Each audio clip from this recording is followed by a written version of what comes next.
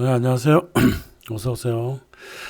그 각종 버블이란 게 말입니다. 실물을 무시한 채로 말로 만들어진 정보가 마치 실제인 것처럼 거짓말을 하기 때문에 만들어지는 겁니다.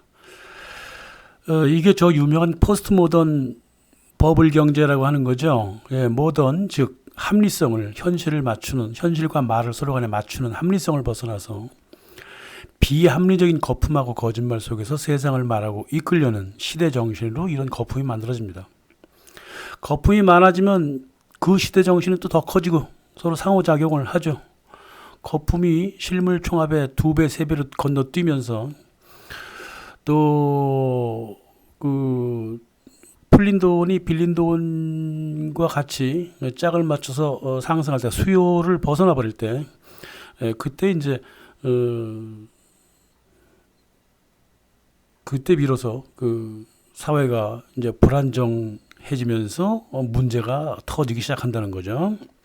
그 린든 라루슈 그 뭐 미국 정보부가 뭐 세계 최고의 경제학자라고 일단 말은 그렇게 해놓고 진실을 밝혀주니까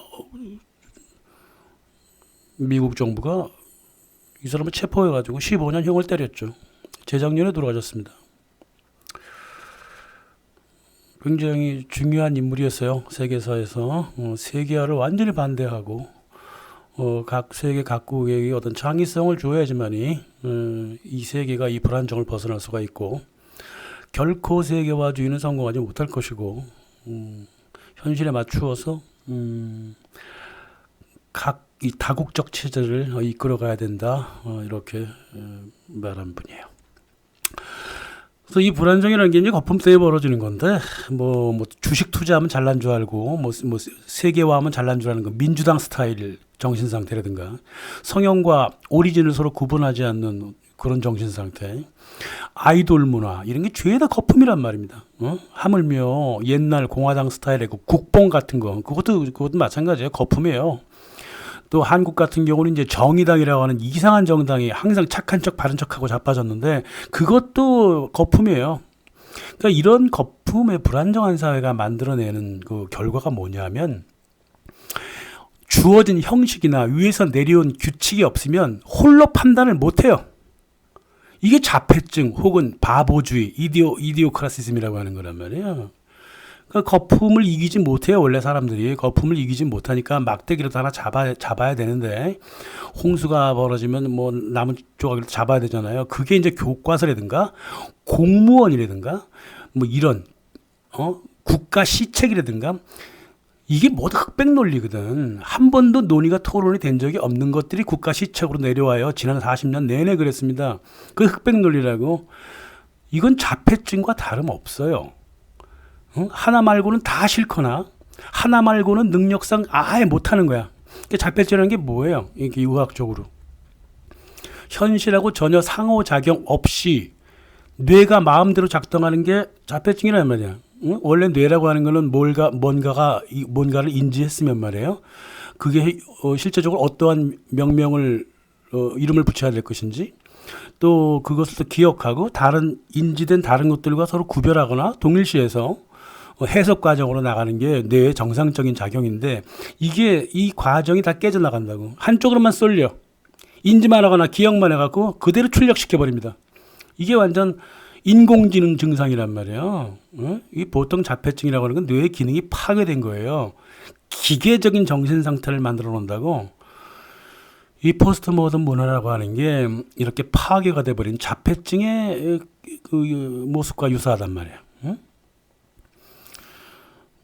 포스트 모던 문화는 이 뇌의 정상적인 과정을 파괴함으로써 사람들을 인공지능 기계처럼 만들거나 아니면 마지막에 가면 이제 몰라 나는 모르겠어 몰랑 이런 문화를 만들어 버립니다. 지가 해놓고 주변에서 하도 좀 보라 그래갖고 우영우 변호사인지 뭔지 지난주 드라마를 잠깐 봤는데 이게 완전 포스트 모던 자폐 문화더만. 뭐 지난 40년간 내내 그랬는데 실은 뭐 새로운 것도 아니에요. 인간들이 죄다 기계적으로 변해버렸다고.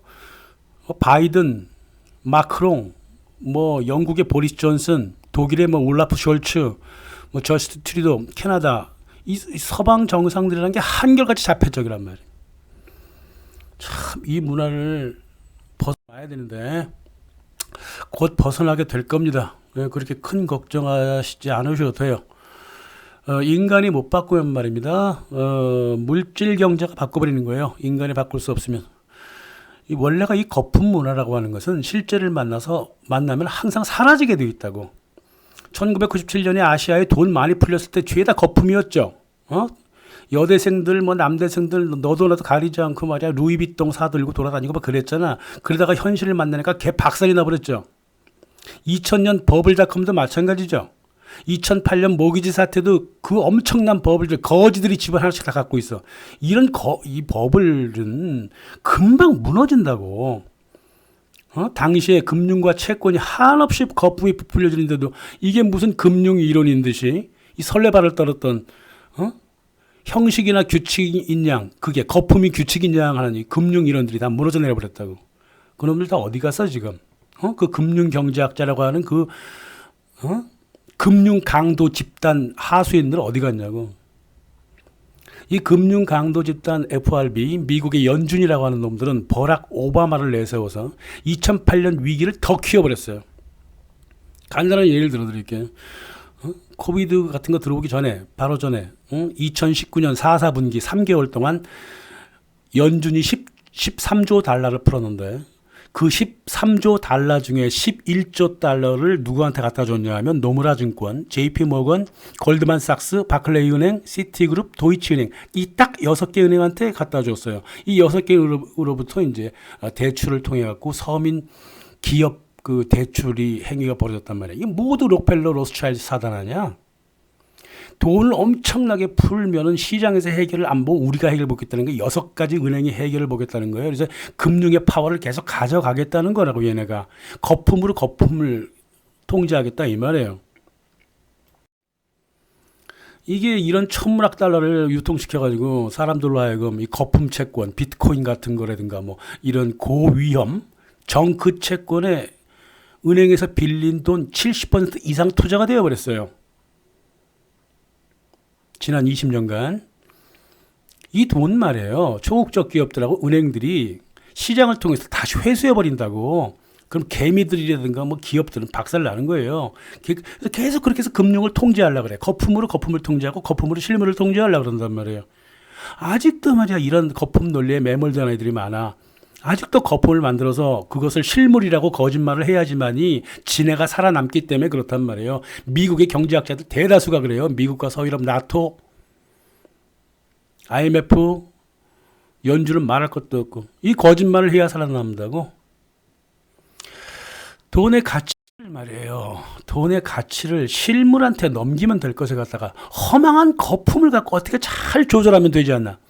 이런 유치하고 이 유치 찬란하고도 무식한 자세로 계속 지금까지 이끌고 있는 거예요. 이 6개 은행하고 FRB 뭐 이런 월가놈들이 자기들이 그 만행을 숨기려고 전염병이라든가 러시아한테 죄를 뒤집어 씌웠어.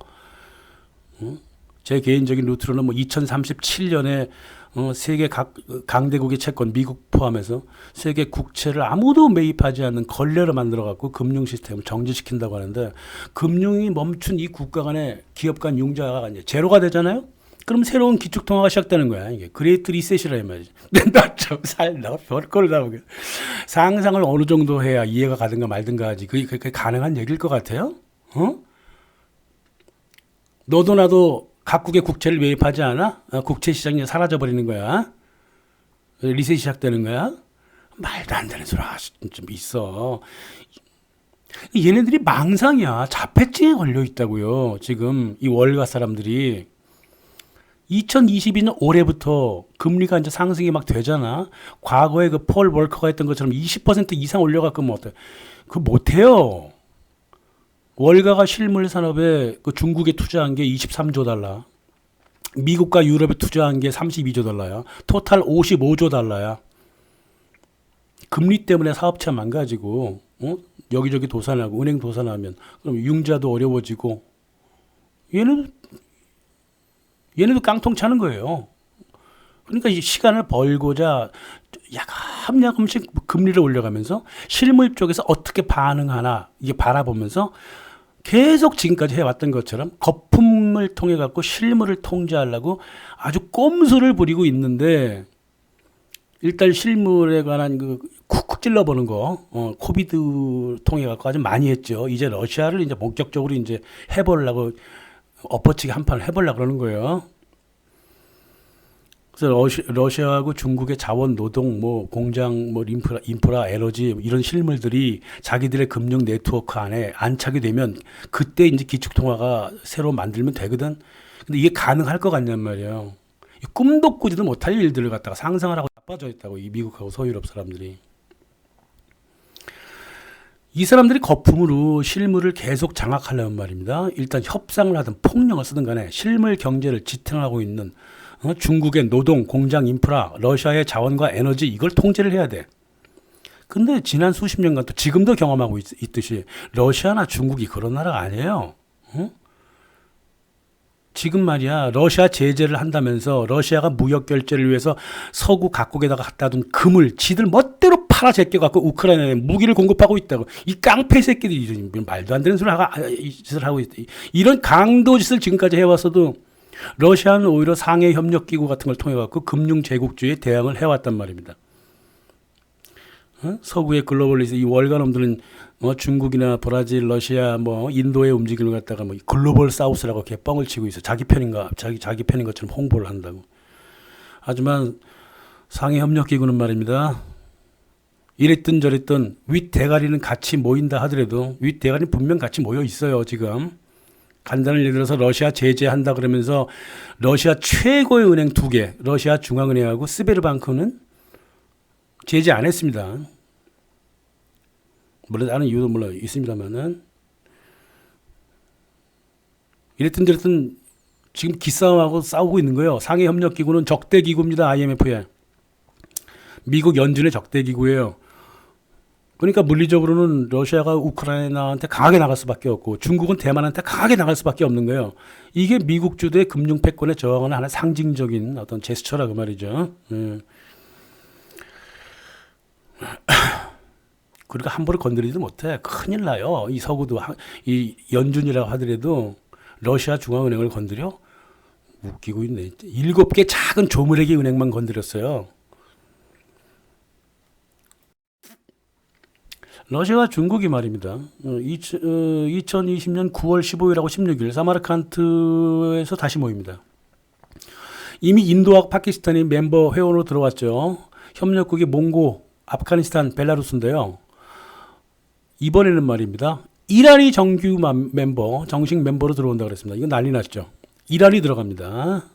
그래서 석유를 기반으로 할 수 있는 나라 하나가 생긴 거예요. 그래서 새로운 통화 취지를 토의를 한단 말입니다. 분명히 이 사람들이 그 어렵게 모여가지고 9월 15일 16일 날 밥이나 먹고 헤어질 것 같아요. 이 통화 문제로 계속 만나기로 했고 그랬습니다. 근데 이제 올해 같은 날 11월 달 15일 16일에 인도네시아 발리에서 G20 17차 회의가 벌어진다고. 인도네시아를 회의 장소로 선택했다. 이거 완전 꼼수잖아. 뭐 몰라요? 미국이 그 중립국 회원들을 빼앗으려는 거죠. 아시아 분열 전략에도 들어가기도 한 거고 그런 겁니다. 근데 인도네시아도 상해 협력 기구에 상당히 많은 관심을 가지고 있는 나라입니다. 그래서 두 세력이 말입니다. 아무래도 2020년부터 당분간 벌어질 겁니다. 예. 하지만 이 충돌이라고 하는 것은 해를 넘겨도 해결책이 없어요. 예? 중국과 러시아가 할 수 있는 일은 오로지 하나뿐입니다. 전쟁 못 하잖아요. 전쟁 못 하니까 힘겨루기 조금 하다가 실물 경제 체제를 유지하고 싶은 나라들끼리, 즉 자원이라든가 인구, 노동, 공장이 많은 나라끼리 서로 만나가지고 기축 통화를 스스로 만들거나 아니면 여수신 및 결제 시스템을 통일시켜 버릴 거란 말이에요. 그러면 뭐 미국이고 유럽이고 생각 안 해도 돼요. 염두 안 둬도 된다고. 아직까지 몇 가지 걸려 있으니까 천천히 진행한다 그뿐이지 이거 분명히 되는 겁니다. 근데 이란이 이제 합세하고 인도네시아가 합세한다면 그리고 사우디아라비아, 터키가 합세해버린다면 다 끝난 거예요. 그 사건 다 끝난 거라 이 말이에요. 그래서 뭐 자기 좋아하고 싫어하는 감정에 끌려갖고 세상을 바라보려는 그 서방의 그 철부지 지식인들이 뭐라고 말하든 간에 이 모임은 제2의 브레튼 우주 체제를 만드는 첫 걸음이라고 볼 수 있습니다. 5일 후에 벌어질 사마르칸트 상해 협력기구 모임이 바로 그런 겁니다. 그래서 러시아하고 중국은 이미 작정을 하고 11월 달에 벌어질 G20 모임에 자기들을 불러달라 그랬어요. 즉 9월 15일 16일 날 뭔가 결정을 내려놓고 통첩을 하겠다는 거죠. 지금 G20한테. 자, 우리는 어떻게 하면 되냐면 9월 16일 상해 협력 모임 끝나고 무슨 말 하나 살펴보고 11월 16일 G20 끝나면 무슨 말을 하나 살펴보고 난 다음에 비로소 다시 한번 우리의 삶을 조타를 잡아볼 수가 있게 되는 겁니다. 그러니까 중요한 모임이 있어서 정보를 하나 드렸습니다. 감사합니다.